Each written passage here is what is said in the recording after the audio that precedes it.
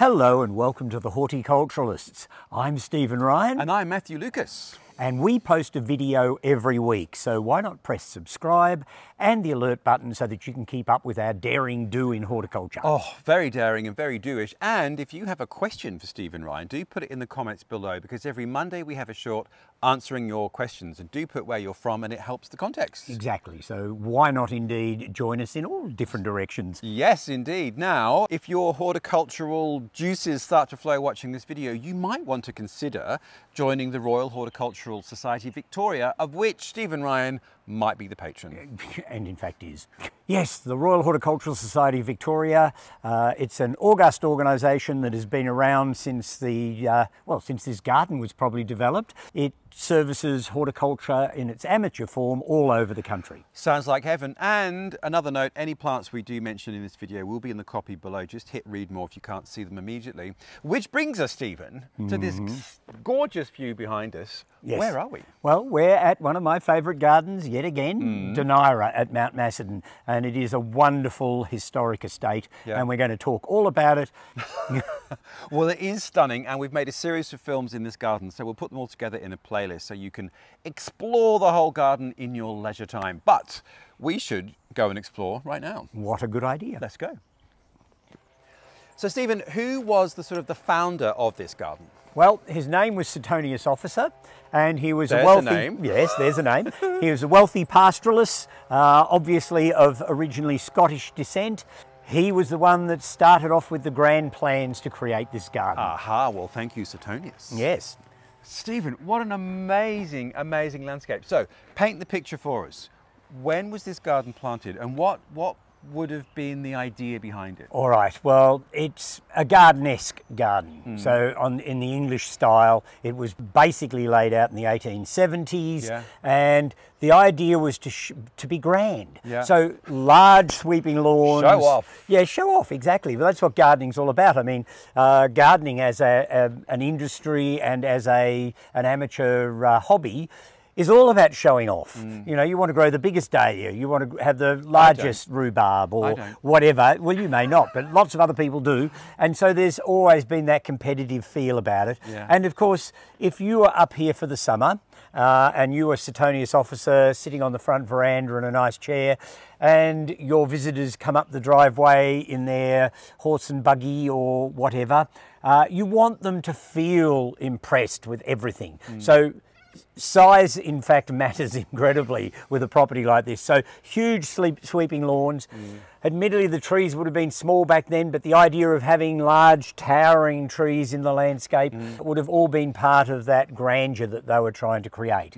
So you can actually see some of those very trees behind us. I'm going to very cleverly tilt the camera. What are they, Stephen? Well, one of them is a noble fir, so an Abies, and the other two are weeping Himalayan spruces, Picea smithiana. And they are truly remarkable specimens of their type and certainly make an incredible impact on the skyline in this garden. And I suppose the other thing perhaps for viewers outside of Australia is that the 1870s, so in terms of colonisation of Australia and horticulture, was all about really imprinting the country that you came from onto the new country. So this looks nothing like the Australian landscape. No, and in fact, the Australian landscape, well, wasn't pushed away by Suetonius Officer. What in fact happened was that Mount Macedon was cleared of most of its native forest because they wanted timber for building Melbourne and also to take up to the goldfields in Bendigo to shore up their mine shafts, etc. So the whole of Mount Macedon was basically cleared of its native vegetation. So people like Suetonius would have come in, taken over basically an open paddock or field with nothing really on it, and then imposed the exotic trees into the place and created that sort of English style of garden, which they were familiar with and which they enjoyed. And I mean, as Australia's horticultural sector has developed, and as our climate has become I mean, it's an extreme climate anyway, but this is a sort of a microclimate. We're Yeah. quite highly elevated here, so colder in winter, higher rainfall. Yep. But really, this style of garden can't work in most of Australia. No, it's Without huge yeah. amounts of water, which Yeah. now no one wants to do, except here where there is high rainfall. So there's only a very few places where this could actually kind of work now. This property actually has another advantage. It also has its own spring water. So they have their own water source up in the back paddock that they have rights to. So in a sense, they can be completely profligate with water if they want to, because they have a more or less unending source of it. So they can grow a lot of these really interesting exotic trees that come from cooler parts. Yeah. And they've got the deep soil to actually aid and abet them as well. Yeah, it is absolutely beautiful. Well, I think we should go and just look at some more particular bits, because I just keep seeing things that are astoundingly beautiful. So let's go and have a look. All right, some more eye candy coming up. So Stephen, I mean, one of the things that just leaps out at me are the incredible azaleas, or are they rhododendrons? What are they? But tell us about them. All right, well, they're regularly known in horticulture as mollis or deciduous azaleas. Mollis meaning soft, as in the leaves are soft because Okay. they're deciduous. They're not hard like the other rhododendrons. Yep. So in the trade, you'd still buy them as mollis azaleas. Botanically, they're all rhododendron. So every azalea is a rhododendron? Yes. And every rhododendron is an azalea? No. Because strictly speaking, the term azalea is only a common name and it doesn't exist as a botanical name anymore. Right. So when the two different groups of plants were first met with, I assume by Linnaeus, he would have seen the little Lapland azalea, which he called azalea, and then he would have seen a rhododendron, which may have been Rhododendron ponticum or one of the other ones from further south, and assumed they were so different, therefore they were in different genuses. So azalea became a genus, rhododendron became a genus. In subsequent years, they found all the intermediate species that linked the two together, and so they all became rhododendron. But hang on, so there is a far northern azalea, well, rhododendron, from Lapland. Oh yeah. Wow. Yeah, okay. yeah. So it's a big genus, and they come from virtually the world round. There's none in South America or South Africa. But there is some here. Yes, we have 2 species in northern Australia, at least as it stands, unless they discover another one. Both red flowering rhododendrons in the tropical group called Viraeas.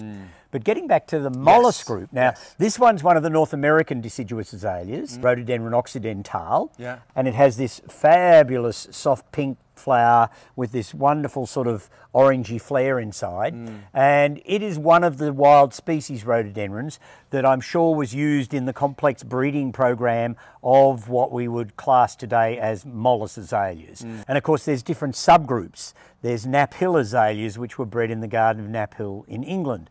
There are Ghent azaleas, which is that pink one over there, which we've got some images of. And in Ghent in Holland, they were breeding for nice tight heads, double flowers and pointed petals. So you've got this really tight round-headed flower. Yeah, it does actually. You've just said that. It looks very pom-pom and very different to the others. So there were different races. There were the Exbury azaleas as well, bred at Exbury Garden. In this day and age, most people don't differentiate between the different breeding programs anymore, so they all tend to be lumped under the umbrella of deciduous azalea or mollis. Right. However, another question then, where do they sort of stretch from? Because they're so familiar to me in, say, Japan, for example. And yet you just mentioned Lapland, which seems extraordinary. Yeah. And I didn't know that there were native North American rhododendrons. Well, if we exclude most of the genus and just talk about deciduous ones, there are a number of North American ones. I'm not sure exactly how many, but there's probably at least 10 or a dozen deciduous azaleas / rhododendrons that come from North America, some of which would have been used in the breeding programs of other azaleas, some not. So do the North American ones have sort of different characteristics to the others? Well, we can actually show that because we'll have a look at one of the European ones, the wild species as well. But again, there's quite a variation in flower shape, form, colour and perfume in the North American ones. Actually, this does have a very soft, soft, gentle perfume. fragrant, And the European deciduous azaleas, which all came to meet each other in nurseries and private gardens with regards to breeding the modern hybrids. So some of the European ones also have quite a lovely scent. In fact, one of them's known as the honeysuckle azalea. So there's all these sorts of wonderful perfumes that have arisen. A number of the hybrids have lost that scent because perfume tends to be regressive when you're breeding, but there are still some really nice scented hybrids as well. I trot that out every time anyone asks me about scent. Oh, well, scent, of course, is a regressive gene, so... Right. Where did you learn that? Anyhow, so we'll have a look at one of the European ones that was used in the mollis breeding as well, and we can have a look at some of the hybrid molluses that are in this garden so that you can get a proper sense of what the group is all about. They are stunning. Let's go. All right. Now, Matthew. Yes. Here we have one of the European deciduous azaleas, or species rhododendrons if you want to be actually precise, and this one is Rhododendron luteum, which of course means yellow, and it was certainly used in the breeding of the modern Mollis Azalea group, and it has these gorgeous bright yellow flowers. It has a nice scent.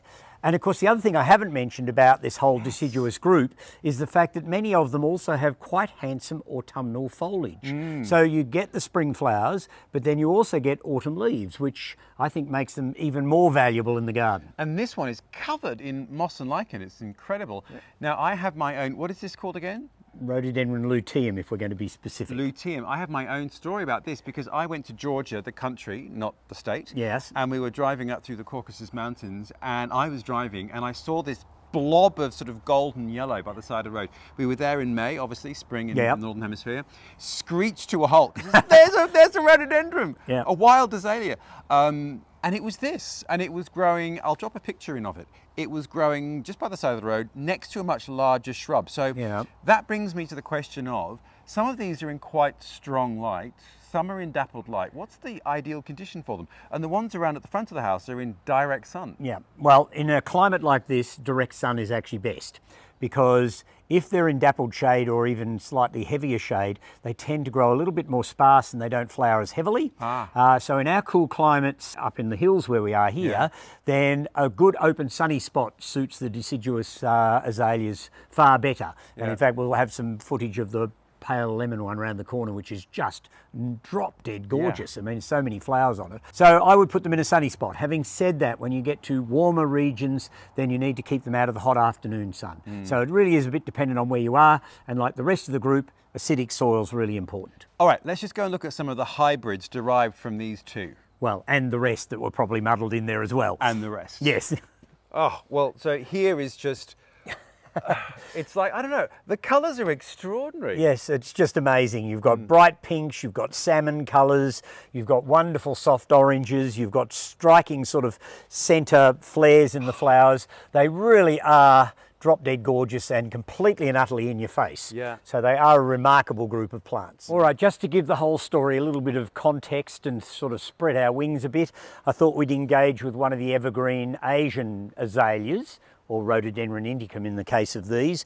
So these are very popular through Japan, all through China, and were used a lot in breeding, believe it or not, in Belgium, where they bred a lot of different varieties of these evergreen azaleas, which were sold as houseplants to be enjoyed in flower and thrown away afterwards. Oh, Stephen, I feel like we should just bathe in this azalea rhododendron. Yes. Oh. Could you ask for anything to flower more prolifically and stunningly than this hybrid mollis? It's just beautiful, and it's lovely soft cream and with lemon flares in the throat, and it's got a nice waft coming from it as well. Beautiful. Goodness knows which hybrid it is. It's obviously an old one. It's been around for a long time, and in fact may have even been here right from word go. It could be something that even Suetonius officer planted. Albeit it's not that big, but for a mollis it is. Yeah. It's absolutely stunning. And this one, as we can see, in full sun. Now, here's a question for you from me. All right. Because, you know, I'm renting while we're renovating, and I love Mollis azaleas. I'm not going to have a huge garden. Can you grow them as tub specimens? Yes. In fact, virtually anything in the rhododendron group can be tub grown. They have a fibrous root system, so they don't sort of wind themselves around and root bound themselves particularly easily, and as long as they're being fed, watered, potted on or root pruned and potted back on a semi-regular basis, you could keep one in a pot for years, and you could also prune it back quite hard because mollises will reshoot from old wood. So if it got too large for the spot you had it in, you might forgo flowers for a year or two, but you could cut it back quite hard and start it off again. So they could be a fairly long-term pot plant. And when we visited Craig at Gentiana, he had some bonsaied rhododendrons as well. And you can go to that extreme of savage cruelty. Yeah, well, you could, but of course the issue with doing something like that with a mollis, because the flower heads are so big and the flowers don't reduce in size when you bonsai, the leaves might, and certainly the plant does, but you're going to end up with this tubby little plant with enormous cabbagey flower heads on it. So from a bonsai perspective, I can't see them having much purpose. Well, I am never going to bonsai anything, so who cares? Yeah. Well, I think we should leave the azaleas now, rhododendrons. We've been sidetracked long enough, yes. And let's go and look at more things in this fabulous garden. All right. Now, I guess this isn't anything sort of horticulturally astounding, but what I adore the colour and the texture of this. So this beautiful bed of periwinkle blue forget-me-nots and the Cornus. Yes, Cornus Florida rubra, the dogwood from North America. The pink and the blue is just such a beautiful contrast. Yeah, it works really, really well together. I mean, the dogwoods, one, are important to me because I hold the national collection and we have done a couple of stories on dogwood, so we can link those. But these are beautiful oldish specimens of Cornus Florida rubra. I know these were planted here by Betty Wickens in the late 1960s, early 1970s. That she put in a cluster of 3 or 5 of them out in the lawn and let things rip, and we are now enjoying the fruits of what was done way back when. Do you think she planted the forget-me-nots, or was that a happy accident? That's a happy accident.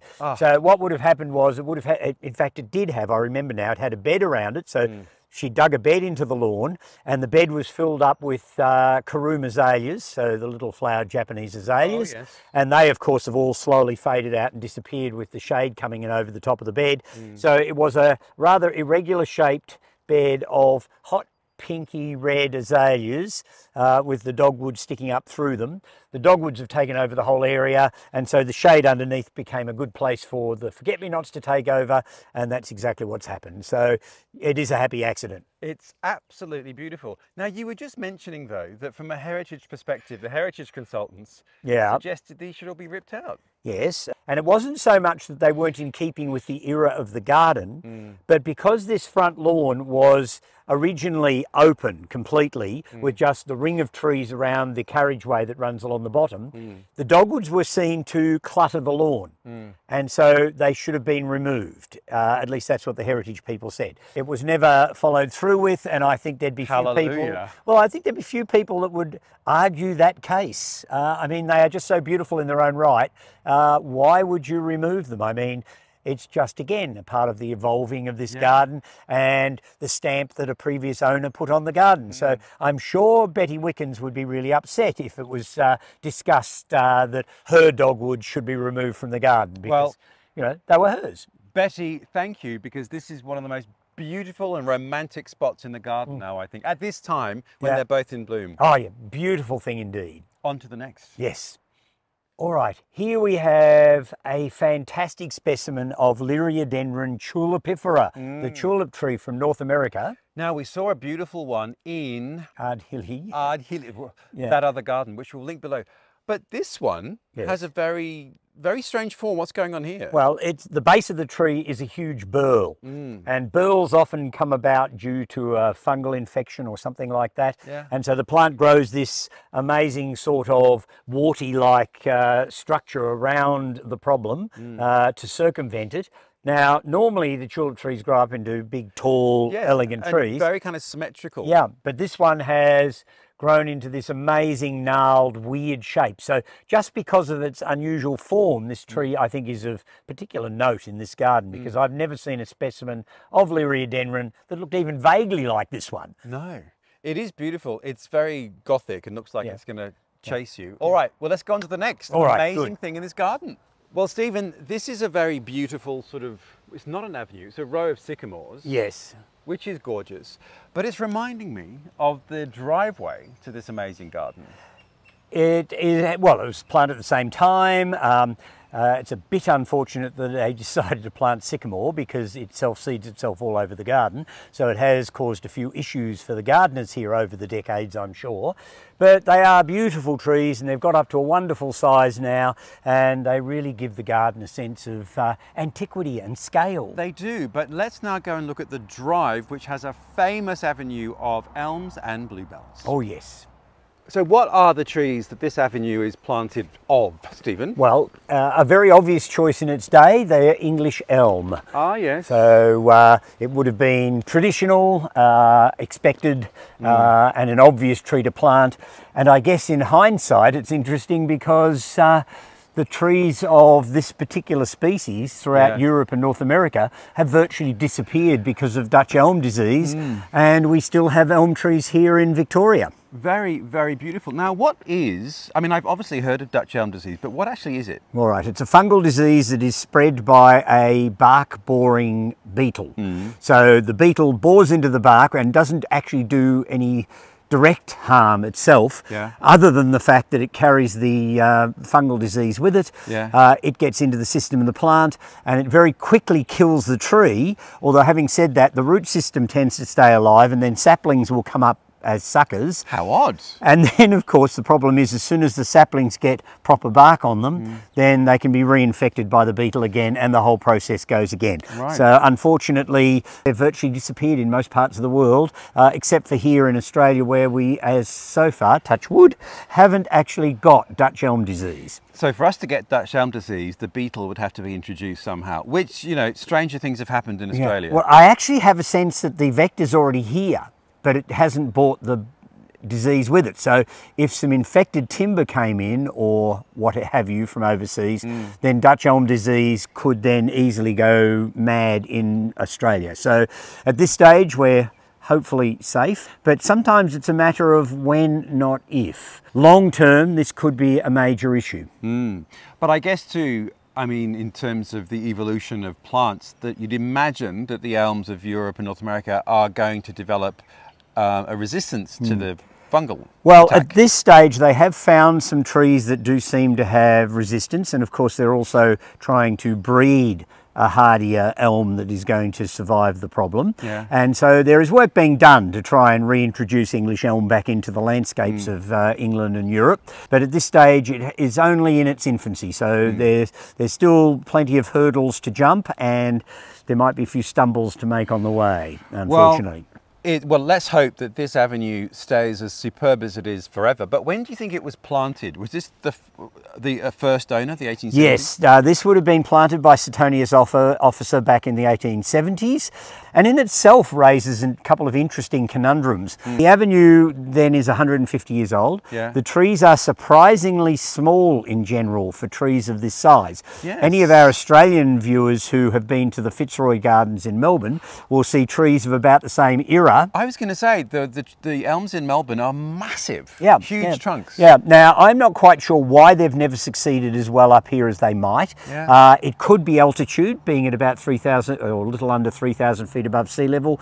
Maybe the elms don't particularly like being this high up. It's the only thing I can think of. The soil should be fine, the precipitation should be fine. There's no real reason why the elms shouldn't have actually flourished here. But the choice wasn't a great one at the time, but now you have a historical conundrum you have to work with because it's what was authentically here, and the people like Heritage Victoria and other organisations would require you to replant with the same tree to keep it in historic context. And what a wonder wall. Yes, it's got to be about the highest holly hedge I've ever seen. And you probably need people who are keen on mountain climbing or abseiling to prune it. It's got to be 30 to 40 feet tall. Massive. And it's got to be the biggest holly hedge I think I've ever seen. So if anybody's got a bigger one, I don't need to know. But it is one of the features of this garden is its wonderful hedges and topiary, and there's lots of holly in this garden, so it sort of fits nicely into the whole theme. It's amazing. I mean, but in introduced species that has become weedy on Mount Macedon. And therein is a very big quandary holly, because obviously it's a really important aspect of this garden, the holly hedges and the large holly trees and things. And yet the species itself has gone somewhat feral in the surrounding forests, and you couldn't pull out the hollies out of Duneira just because they're weedy elsewhere. I think it would just be a travesty, because the garden is just so stunning and the hollies are part of its history. They are. They are. Well, it has been wonderful to wander around Duneira. Now, we will put the website below. The garden isn't often open, but it is open to groups, and they do have fairs seasonally. In fact, there's a bluebell fair, which is very famous here in mid-spring. So we'll put the website below, and do come and visit if you get a chance. Yes, bring a group of 15 of you along and it'll be fine.